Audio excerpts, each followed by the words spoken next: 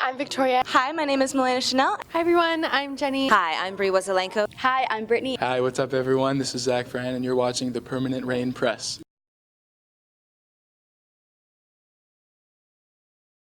This is the first year Pure Dance has made a stop in Vancouver. Where is the excitement level at finally bringing this convention to the West Coast? I'm definitely very excited to come to Vancouver with Pure Dance. It's always been a city that I've really found is really talented in dance, coming here before, doing shows and stuff like that, but I've never taught here, so that's always very exciting. I was so excited to bring the convention to the West Coast because I'm originally from Calgary, so we always made a pit stop in my hometown. But now Vancouver is my hometown for now anyways, so it's just exciting to bring my favorite time of the year down to the West Coast on Vancouver.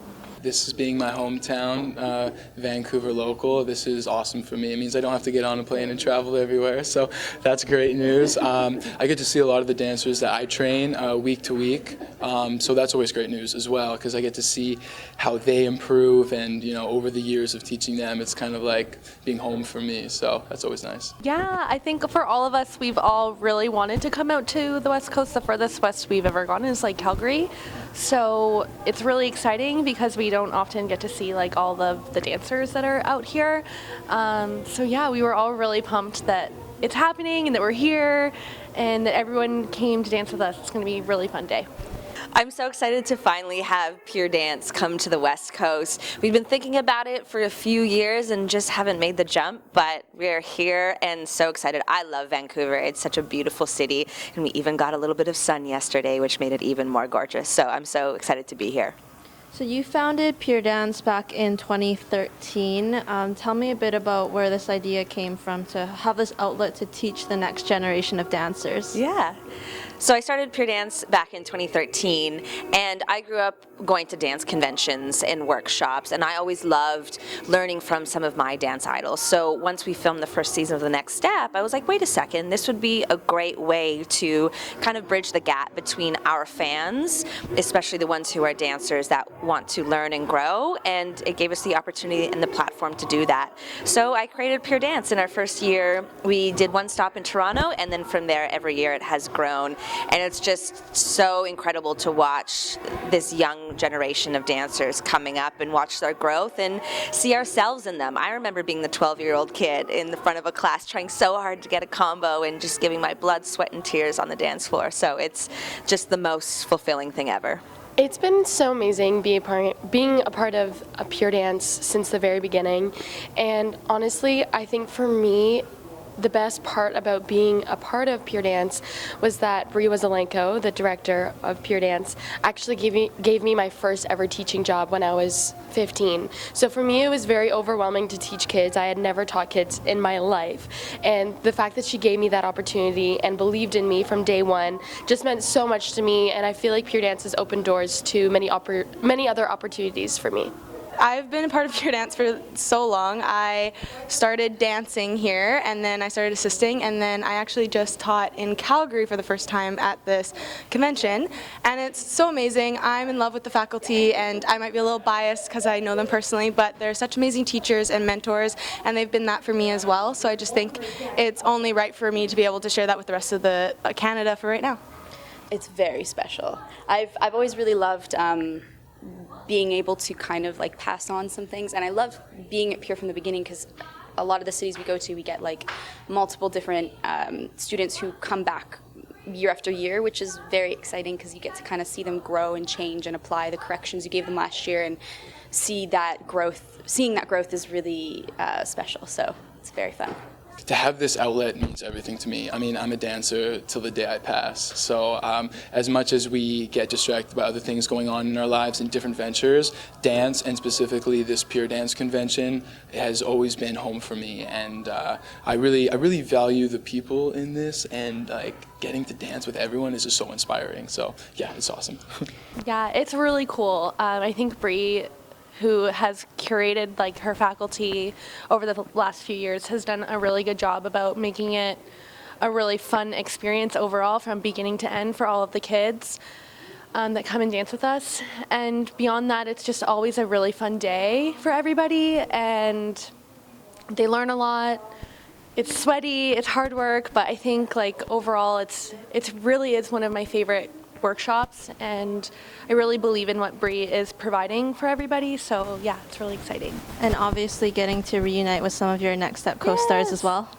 Yeah. So we don't get to see each other often because now kind of we're all over the place. Like I live in Toronto, Victoria lives in LA, Zach is out here. So it is nice to kind of have a day to reunite and see each other and catch up, and just see how we're all like growing up into real adults. So you teach and specialize in a specific genre of dance at each convention. If you had to pick a different genre or create your own to teach, which would it be? Ooh, good question. So I'm a really big fan of hip hop. I really think that there's so many layers that kind of, if you're in the competitive dance world, which is what I did growing up, you don't get to learn about it very much. So I think that would be something that I would really enjoy learning a little bit more about and learning how to teach it better. So yeah, I would say like hip hop, like that street style kind of movement. Yeah. It would probably be like lacro, which is like lyrical acro, so like mix in some acro for kids. But acro's hard to teach at conventions because of like the space that you're given. It's a hazard because you're doing tricks, so not every kid is up to the same level or like too high or too low. And I think that would just be really fun. I personally love combining categories and like genres of dance already.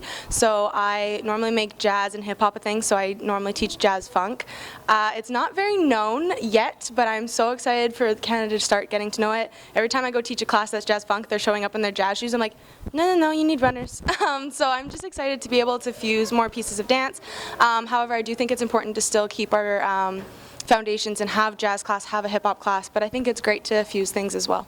If I had to create a different style of dance, I generally teach either jazz, contemporary, or lyrical. So for me, I love doing any sort of a fusion thing. So it would be a jazz fusion mixed with hip hop, mixed with contemporary, mixed with Latin, mixed with ball. I just love kind of throwing it all in one. So I would create some weird fusion style and name it something crazy. So I specialize in hip hop. That's where my training and background is, but I also have training in contemporary as well, and I've always had such a passion for that, so I would be contemporary. Create my own like style, like dance style? Oh my gosh. I would probably do like a fusion of almost every style. Like if I could do like a tap, hip hop, contemporary thing, I feel like that would be so much fun because those are like my three favorite styles to watch and to choreograph sort of too. But yeah, so I'd probably do like a fusion. So let's talk about the Next Step Season 7, filmed this past summer. It was recently announced. Can we expect any appearance from your character in this upcoming season? I can neither confirm nor deny with whether or not my character will be in Season 7, but it's definitely going to be a great season for sure, and I'm very excited to see it. I will copy Brittany's answer and say that I can neither confirm nor deny whether or not Miss Kate will be back in Season 7. I am able to say that I am a part of Season 7. However, I can't say how much or any of the episodes, but I can say yes, I was a part of the process this past summer. Yeah. So obviously the studio's just won regionals, a lot coming up for the show. Just in general, what do you think fans can expect? I think fans can expect a lot more changes, a lot more drama, and tons of dancing. Season 7 is packed with tons of dancing, so you can be sure to look forward to that. So we were talking to Alexandra Beaton this past summer and just how both of you have kind of grown up on the show alongside each other. So what's that been like working with her over the past, 6-7 years? It's been crazy. Alexandra and I have honestly been through everything and back when it comes to our characters. And I think the fact that we both started the show at different ages, but both so young, we really got the chance to grow together and get to know each other on another level. And I've actually traveled with Alex before, and she's really become one of my best friends. And it's super cool to be beside someone on set who has been there since day one, as well as I have. What's the major lesson you've learned from your character and being a part of the show? Oh gosh, I could probably go on for hours, and I think we all talk about it all the time, how much we've grown from doing the show. It was like the best most overwhelming, crazy, amazing experience I've ever had in my entire life, and it opened a lot of doors for me, which was amazing. And it also kind of helped me narrow down and figure out what I want to do as like a long-term career. And there's not very many kind of jobs out there that like allow you to dance and act. So I think for a lot of us, like, we never knew that was a possibility. And I've kind of taken more the dance and teaching route because that's what I love. That's what I'm all about. But it was really cool to kind of see the different avenues that we can go down. So I've learned a lot in the best way. And yeah, I can't say enough about my experience with the show. I am in love with that character. It's literally me in a nutshell. They used my actual life to be able to create Zara, so that was awesome. And something I took away from it is I didn't know I wanted to act before I did that show, and then I took away and I'm like, oh my goodness, I love this. This is what I want to do. And the fact that it combined both acting and dancing was just a dream job. So I'm forever thankful for the next step and what it started my career and how I got all these amazing people in my life as well. I think the biggest lesson that I took away with me is always be passionate about what you do and to always find common ground with others. You're all sharing this experience together. You're all just trying things to see if you're throwing things at the wall and seeing if they stick. And the inclusive nature of this business is really important. So I would take that away as definitely something to continue to do going forward. I think it is really incredible that I have been able to combine my love and passion for dance and acting in one character on this show. Of the more than 100 episodes I filmed, I only actually dance in 2 of them, which is really interesting. So I'm flexing my acting muscles a lot more. And it's really cool kind of channeling all of the various studio owners I've had and teachers I've had and put a little piece of them into Miss Kate and then give that to the other dancers and actors. So it's been a great experience. It's kind of amazing to do something like Pure Dance where you still get to connect with them and share something that I love so much and that got these kids invested into it. Like, one of my favorite things is hearing a fan say to me, oh, you inspired me to dance, because that to me is like I'm sharing something that for me growing up was a great outlet. If you're struggling with something and you're growing up, because it can be very challenging, this is a great outlet, and it's also really physical and fun. So being able to share that and inspire kids has been a really special thing. And you were just on the Absolute Dance Tour in Australia. How has that experience compared to the past times you've been there? I know you were there in January with Brittany as well. Yeah, it was honestly amazing this time around in Australia. I think the fans, were expecting to meet the new cast, and that's exactly what they got. And I'm really, really proud of the newer cast for really stepping up and showing their maturity and their ability to take on the role of what we have been doing for the past 6 years. So it was really, really good. It was definitely different, and just everything was completely different about this tour. However, I'm really, really grateful that I was able to go on that tour with them. Something you're a part of is On the Floor, a dance competition focused on giving back to sick kids in Toronto. So tell me a bit about that one. Yeah, so On the Floor runs a bunch of competitions throughout the year, so often I get to adjudicate for them.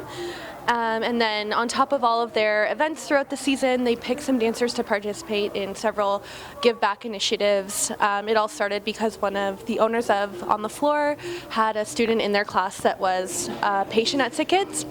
So they decided that they wanted to start donating to the Child Life Department, which is basically the department of the hospital that kind of normalizes the kid's life inside the hospital. So provides them with games and movies and anything. Like, we do the Sick Kids Prom, so anything to kind of make them feel like they're not missing out on a piece of their childhood. And it's amazing. It's one of my favorite events as well. So you mentioned acting. I know you've been busy. You've been on some film and TV sets more recently. What projects can you share? So I have recently been on Riverdale, The Twilight Zone. These are all the ones that have come out, so I'm allowed to talk about it. I've been on a few more as of lately. I'm not allowed to talk about them yet as they are still in production. But yeah, I am slowly making my way into the acting world as well. I just did a recent acting role in July, so look out for that. But yeah, I'm just trying to make this wonderful world that I love to do as a passion into my career. And you're also a community connector for RYU Apparel. Can you tell me a bit about this venture? Yeah, so I have been with them for about half a year now. I love RYU. They're a great brand. The fact that their whole brand is Respect the Universe, I think especially nowadays with how we're trying to make this movement of climate change and like just our universe becoming a better place, I think it's such a strong movement, and being a community connector that acknowledges like bringing people in, and it's not about selling the product, it's just about getting us in a community sense and being able to share something that we love and to be able to protect something that we love as well. And you've been busy choreographing, you've been on some film and TV sets recently, so what upcoming projects can you share?